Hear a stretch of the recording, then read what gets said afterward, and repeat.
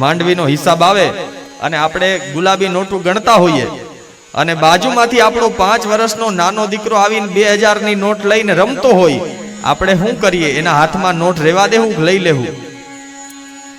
તમે હોય તો શું કરો? લઈ લ્યો કે એને રમવા દો? આપણે લઈ લઈએ ને. હું કામ? આપણને પૈસા કરતા છોકરો વધારે વાલો છે. આપણને 2000 ની નોટની કિંમત છે કે કેટલો પરસેવો પડે ને ત્યારે આ 2000 રૂપિયા થાય. જ્યારે બાળકને પૈસાની કિંમત ખબર નથી, એમ મને ને તમને પણ જ્યાં સુધી આ ભાગવતનું મહત્વ નહીં સમજાય ત્યાં સુધી ભાગવત કેટલું મૂલ્યવાન છે એ ખબર નહીં પડે.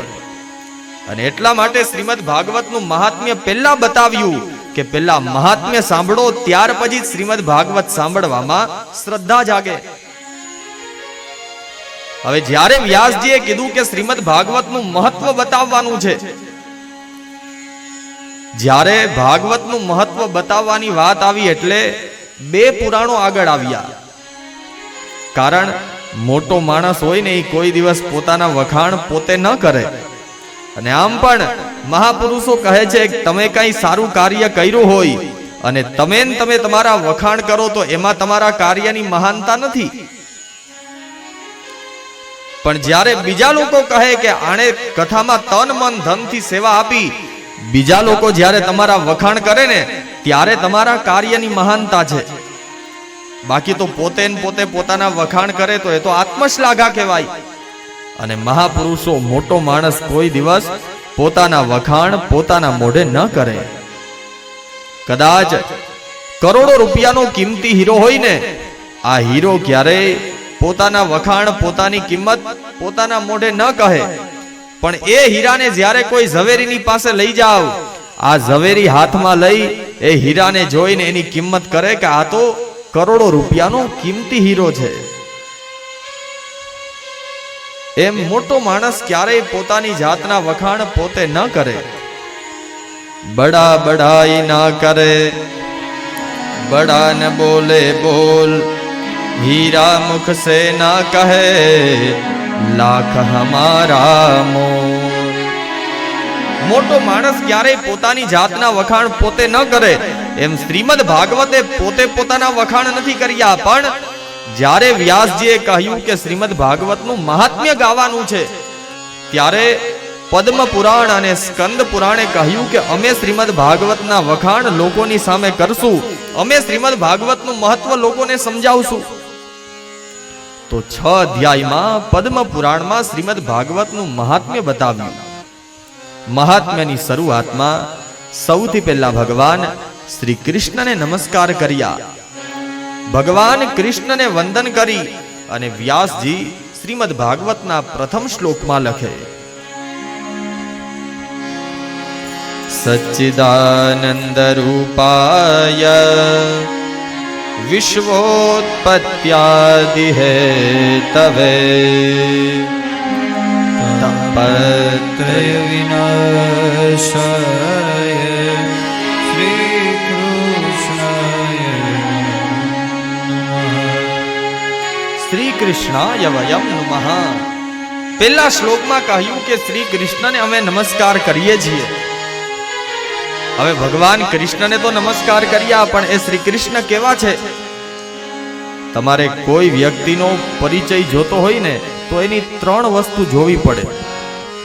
પહેલી વસ્તુ એનું સ્વરૂપ કેવું છે, એનો સ્વભાવ કેવો છે અને એનું કર્મ કેવું છે, ત્યારે માણસનો સાચો પરિચય મળે. બાકી બહારથી તો બધાય હારા દેખાતા હોય, બાકી અંદરથી કેવા છે એ જાણવું હોય તો એનો સ્વભાવ અને એના કર્મ જોવો ને ત્યારે જ ખબર પડે કે આ માણસ કેવો છે.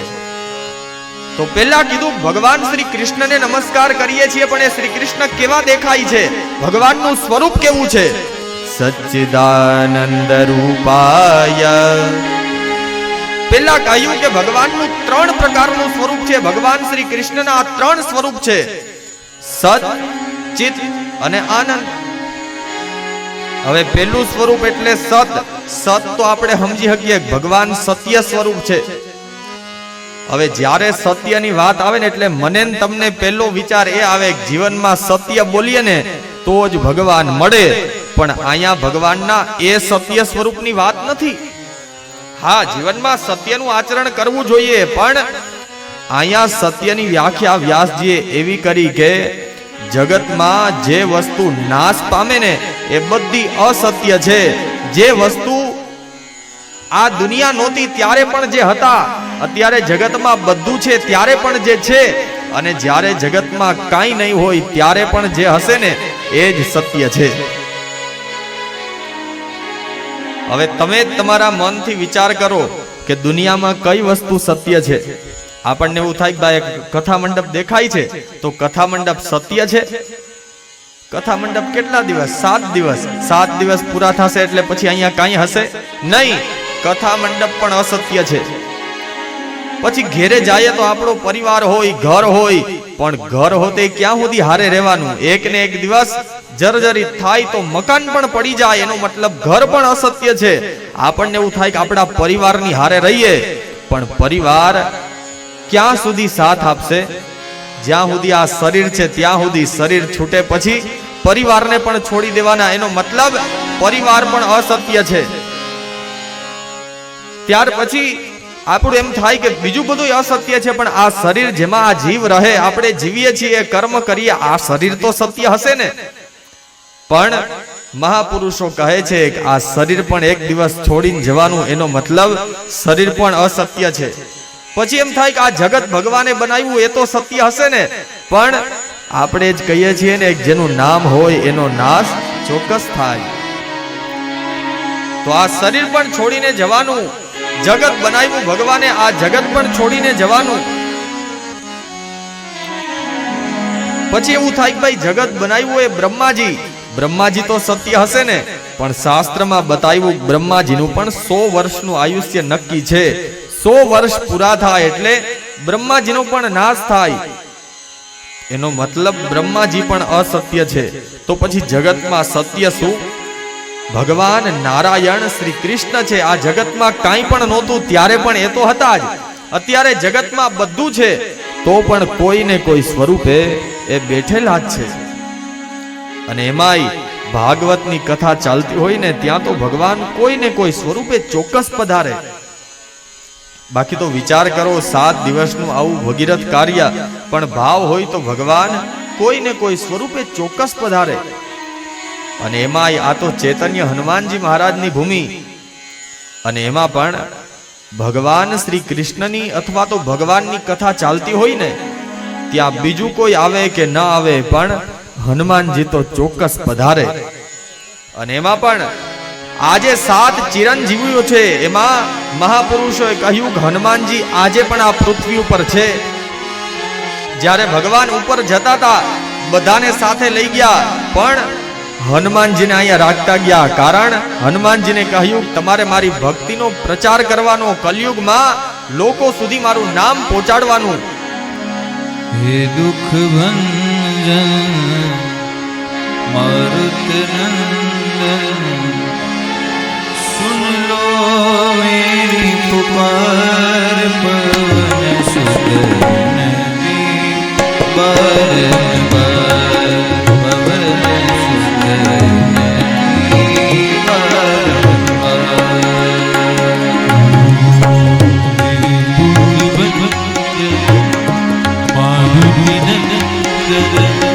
सुन लो मेरी पुकार, पवन सुत बार बार, पवन सुत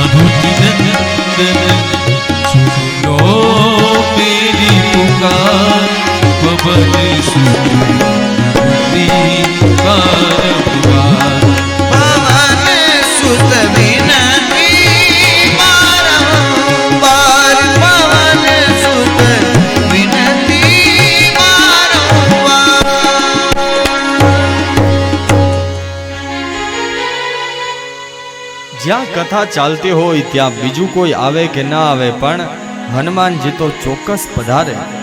અને આજે પણ જ્યારે જ્યારે રામ કથા થાય, રામચરિત માનસની કથા ચાલતી હોય ને, તો સૌથી પહેલું કથા સાંભળવા માટેનું નિમંત્રણ વક્તા છે એ હનુમાનજીને આપે. હનુમાનજી બીજું કોઈ આવે કે ના આવે, પણ તમે કથા સાંભળવા આવજો.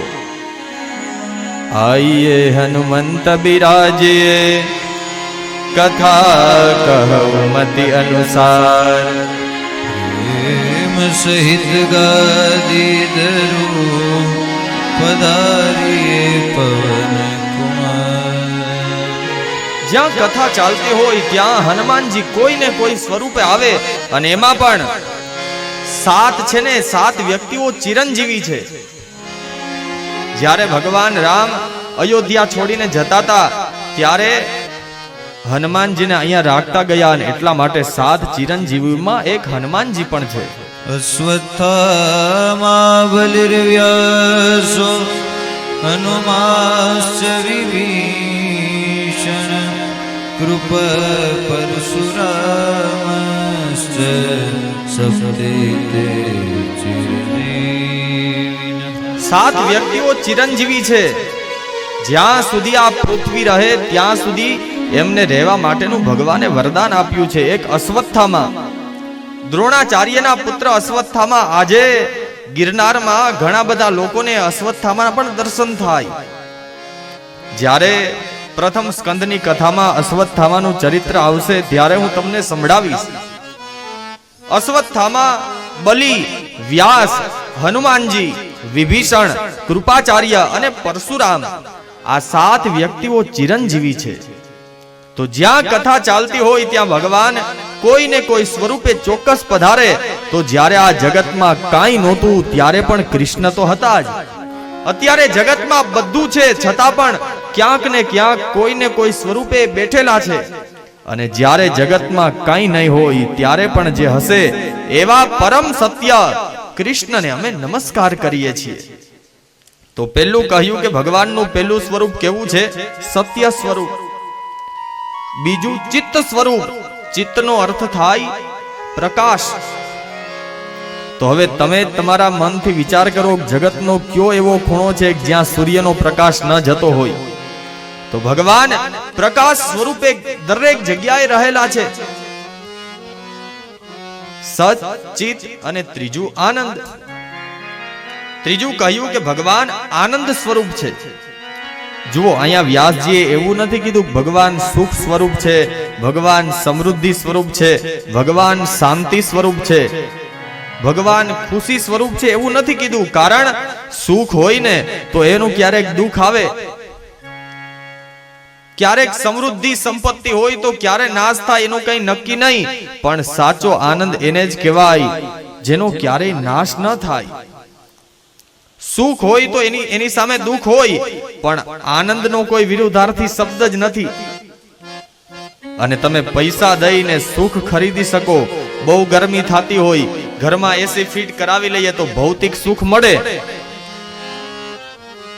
ભૌતિક સુખ હોય, સુવા માટેની વસ્તુ હોય, પણ નિદ્રા ક્યાં લેવા જાવી? જમવા માટેની વસ્તુ હોય, પણ ભૂખ ક્યાંથી ખરીદી શકાય? બસ એમ સુખ છે એનો નાશ થાય. એસી ફિટ કરાવવાથી શરીરનું સુખ મળે, ભૌતિક સુખ મળે, પણ સાચો આનંદ છે એ તો હૃદયમાંથી જ પ્રગટ થાય.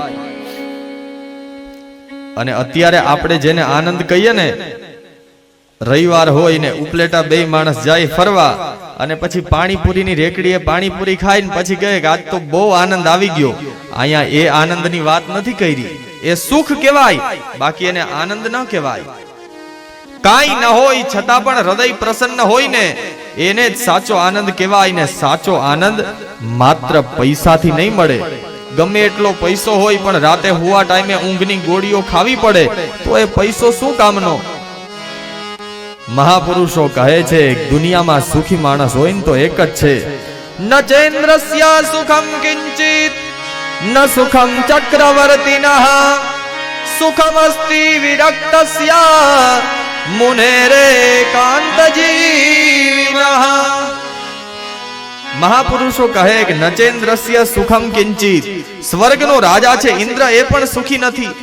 ન સુખમ ચક્રવર્તીનઃ, કદાચ કોઈ ચક્રવર્તી સમ્રાટ રાજા હોય ને તો ઈ સુખી નથી. તો દુનિયામાં સુખી કોણ? સુખમસ્તિ વિરક્તસ્ય મુનેરેકાંત જીવિનઃ, જેણે સંસારની માયાને છોડીને આવા આશ્રમમાં રહીને ભગવાનનું ભજન કરતા હોય ને તો એ जो आनंद संत फकीर करे, जो आनंद संत फकीर करे, सुख दुख में संता साथ रहे, कुछ खौफ नहीं जागीरी में जो आनंद संत फकीर करे,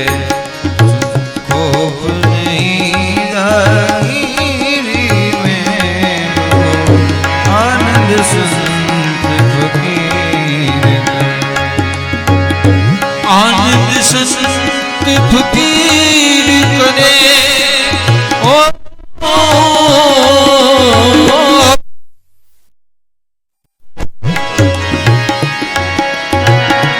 हर रंग में सेवक रूप रे, अमृत जल का जो खूब रे, हर रंग में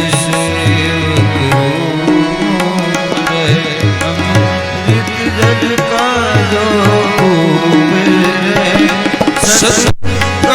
करे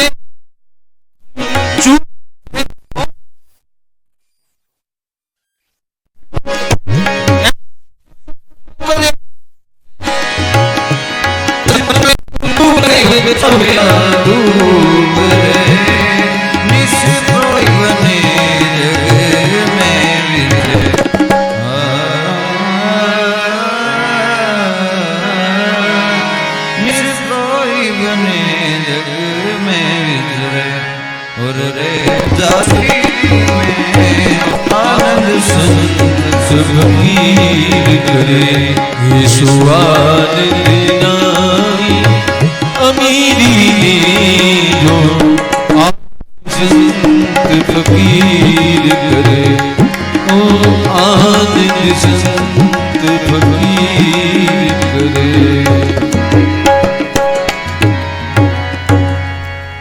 પૈસાથી માત્ર ને માત્ર ભૌતિક સુખ મળે, પણ જ્યાં સુધી ભગવાન તમારા જીવનમાં નહીં આવે ત્યાં સુધી જીવન જીવવાનો સાચો આનંદ નહીં મળે.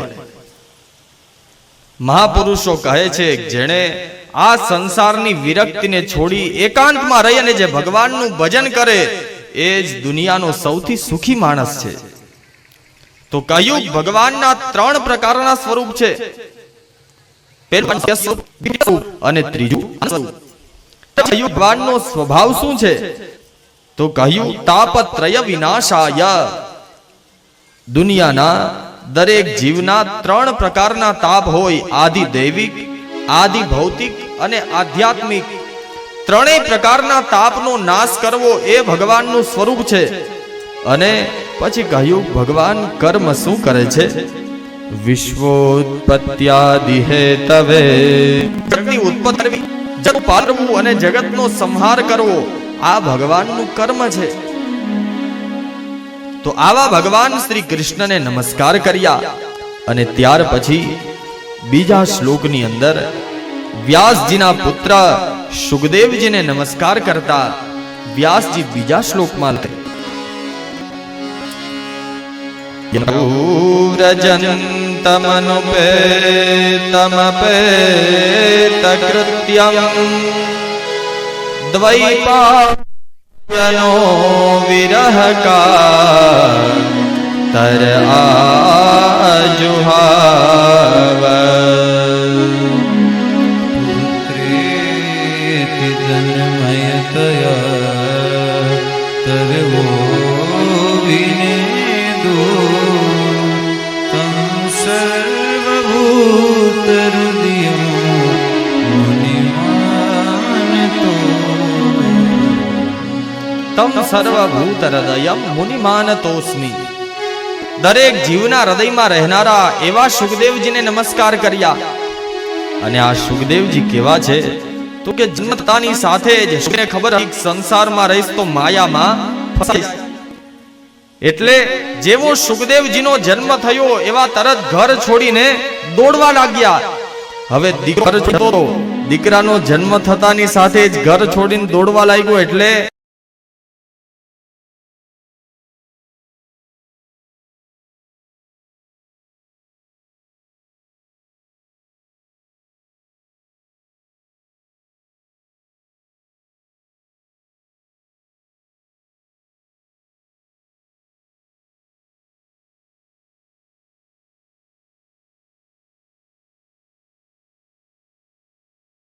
કોઈ પણ પિતાને પોતાના પુત્ર ઉપર તો મોહ હોય ને, એટલે વ્યાસજીને પુત્ર મોહના લીધે સુખદેવજીની પાછળ દોડ્યા. હે પુત્ર સુખ તું રોકાઈ જા, હે દીકરા સુખ તું રોકાઈ જા. પણ ત્યારે સુખદેવજીએ ઉત્તર ના આપ્યો, કારણ એને ખબર હતી જો રહીશ તો માયામાં ફસાઈ જાય. વ્યાસજીએ બોલાવ્યા પણ સુખદેવજી જવાબ નથી આપતા. એના બદલામાં તરવો ભિનેદુસ, તરુનો અર્થ થાય વૃક્ષ. સુખદેવજીના બદલામાં વૃક્ષોએ ઉત્તર આપ્યો. આવા પરમ તપસ્વી સુખદેવજીને નમસ્કાર કર્યા. અને હવે કથાની શરૂઆત કરતા વ્યાસજી લખે કે એક સમયે નૈમિષારણ્ય ક્ષેત્રમાં 88,000 ઋષિઓ ભેગા થયા. શૌનકજીને 88,000 ઋષિઓએ ભેગા મળી અને કરોડો વર્ષો સુધી ચાલે એવા જ્ઞાન યજ્ઞનો પ્રારંભ કર્યો. આપણી જેમ 7 દિવસનો જ્ઞાન યજ્ઞ નહોતો, પણ ઘણા વર્ષો સુધી ચાલે એવો જ્ઞાન યજ્ઞ શરૂ કર્યો. અને એક દિવસ સવારના સમયે શૌનકજી સૂત પુરાણીની પાસે ગયા અને સૂત પુરાણીને પ્રશ્ન કરતા શૌનકજી કહે, અજ્ઞાન ધ્વાંત વિધ્વંસ કોટિ સૂર્ય સમાપ્રભમ સુતાખ્યાહિ કથા સારમ મમ કર્ણરસાયનમ. શૌનકજી કહે, સૂત પુરાણી, જ્યારે જેમ સવાર થાય અને સૂર્યોદય થાય, રાત્રિનો અંધકાર હોય ત્યારે બધા લોકો સૂતા હોય, પણ જેવો સૂર્યોદય થાય ને એટલે ઘણી બધી વસ્તુ છે ને એ પૃથ્વી ઉપરથી ચાલી જાય. એક તો સૂર્યોદય થાય એટલે અંધકાર જતો રહે. આખી રાત અંધારું હોય, પણ જેવો સૂર્યોદય થાય એટલે પૃથ્વી ઉપરથી અંધકાર ચાલ્યો જાય. જેવો સૂર્યોદય થાય એટલે લોકો ઉઠીને પોતાના કાર્યમાં લાગી જાય, એટલે શરીરમાંથી આળસ જાય. જેવો સૂર્યોદય થાય એટલે તપસ્વીઓ ભગવાનનું તપ શરૂ કરે. એમ હે સૂત પુરાણી, અમારા આ શરીરમાં, અમારા જીવનમાં પણ અજ્ઞાન રૂપી અંધકાર છે. આ અંધકારને દૂર કરવો હોય તો સૂર્યના પ્રકાશથી દૂર કરી શકાય. પણ સુતાખ્યાહિ કથા સારમ મમ કર્ણરસાયનમ. કથાઓ તો ખૂબ સાંભળી, પણ હવે કથા નથી સાંભળવી. હવે કથાનો સાર સંભળાવો. અને ખાલી કથા સાંભળી લેવાથી કઈ કથા સાંભળવાનું પુણ્ય નથી મળી જતું. જ્યાં કથાનું મહત્વ શું છે, કથામાં શું કહેવા માંગે છે, સાર ન સમજાય. બાકી તો ઓની જેમ કે શાસ્ત્રીજીનું કઈ ગોરબાપાનું લેવાય નહીં ને, એટલે આઈનું બધું સાંભળીને આયા પાછા આપણે મુકતા જાય. તો પછી ઓની જેમ થાય. કથા સુણી ફૂટ્યા કાન, તોય અખાના આવ્યું બ્રહ્મ જ્ઞાન. કહ્યું કથાઓ તો ખૂબ સાંભળી, પણ હવે મારે કથા નથી સાંભળવી. હવે બધી કથાઓનો મને સાર સંભળાવો.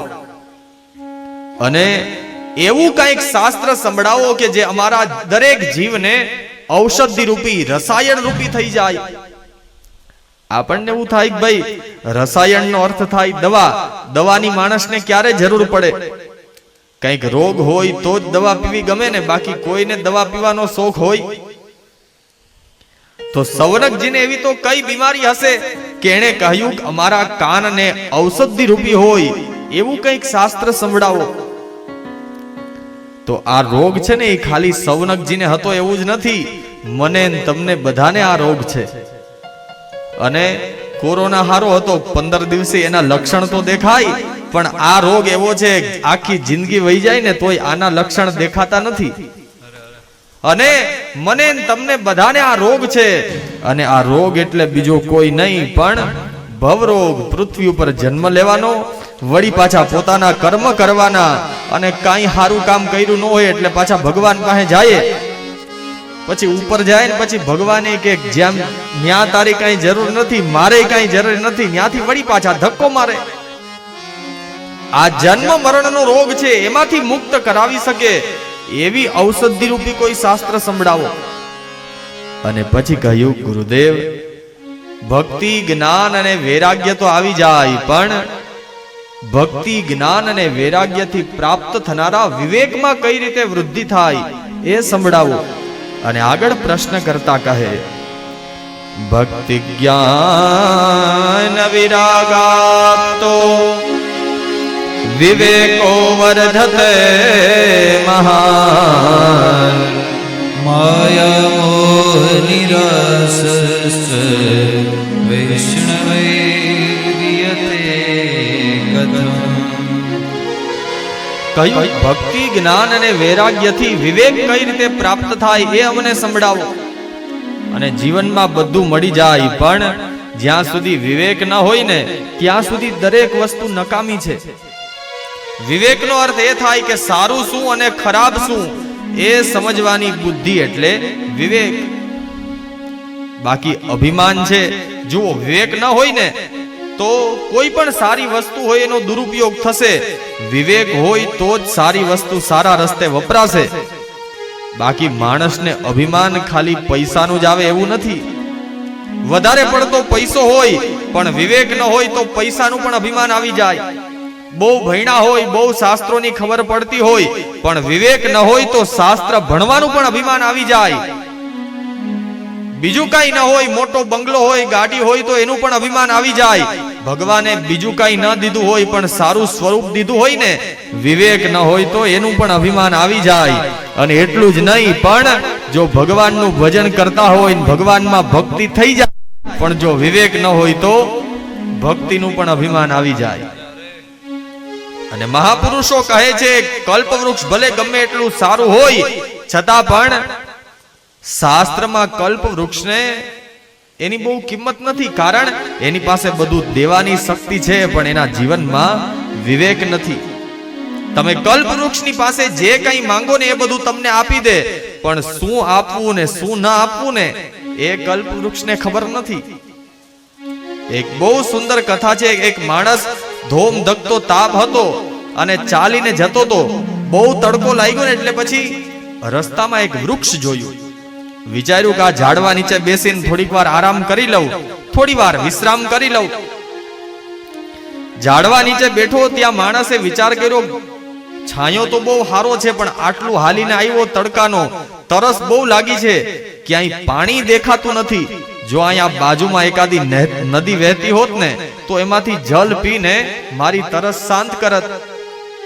હવે જ્યાં આવો વિચાર કર્યો ત્યાં બાજુમાંથી નદી વહેવાની શરૂ થઈ ગઈ. નદીનું જલ પીધું, માણસની તરસ छिपाઈ ગઈ.